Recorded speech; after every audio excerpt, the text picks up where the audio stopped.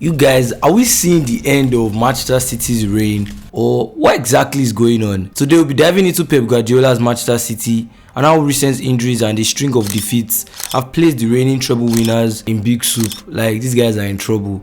With 4 losses in a row, the Sky Blues find themselves in a situation unfamiliar to Pep's and City's fans. Hey guys, before we jump into this video, please subscribe and hit the like button. Let's start with the critical factor contributing to City's dip in form. They have 2 main players injured, De Bruyne and Rodri. Rodri, who has been out with an injury, guy is essential in controlling the tempo of the game. His defensive capabilities, composure under pressure, and ability to distribute the ball from deep make him irreplaceable in City's midfield. Without him, the team struggles to dominate possession, close down spaces, and they also leave the defense more vulnerable. And also Kevin De Bruyne, the creative genius behind City's attack. His vision, his pinpoint passing, they are crucial in unlocking defenses, especially in tight games where teams sit back. De Bruyne is one of the players, he's the only player who can pick a pass that no one can see in the squad, and City, they've been missing that spark in their squad. His absence means less creativity and fewer chances created. Now let's talk about the shocking reality. 4 losses in a row, 2-1 defeat to Tottenham in the Carabao Cup, followed by another 2-1 loss to Bournemouth in the Premier League on 2nd of November, and then just a few days later a 4-1 thrashing at the hands of Sporting Lisbon in the Champions League. I don't know what to say. Also yesterday, Brighton trashed. They didn't basically trash Man City. They lost to Brighton 2-1, and these defeats mark the first time since 2018 that Man City has lost 3 times consecutively, let alone 4. This isn't something you often associate with Pep Guardiola's teams. The loss to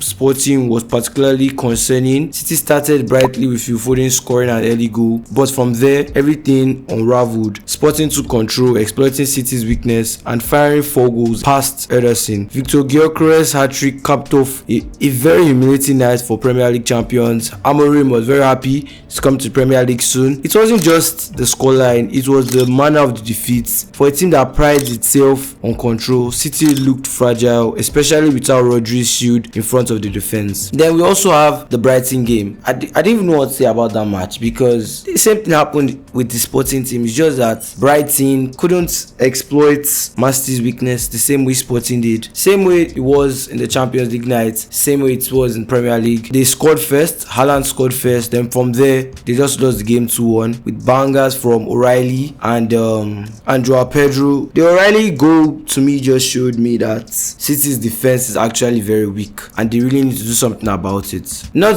the defense, but they really miss Rodri. After the Sporting defeat, City's Bernardo Silva gave an honest assessment of the team's struggles. Speaking to TNT Sports, he mentioned that the team gave Sporting too many opportunities and how things just aren't going their way at the moment. Even when Man City plays well, they are not converting chances, and defensively, they are conceding too easily. It's a sentiment that echoes across the team. Something isn't clicking right now, and if they don't figure it on time, it could spiral further. Pep Guardiola is a perfectionist, but even after their losses, he had to admit that the team is in a very difficult moment at this time and that their confidence has taken a hit. Let's not forget that the loss to Sporting also ended Manchester City's incredible 26-game unbeaten streak in the Champions League. For a team that won the Premier League last season and the Champions League the season before last season, this streak-breaking loss was a massive blow. It was the first time since 2016 that City conceded 4 goals in a Champions League game, a reminder that even the best teams can go down through rough patches.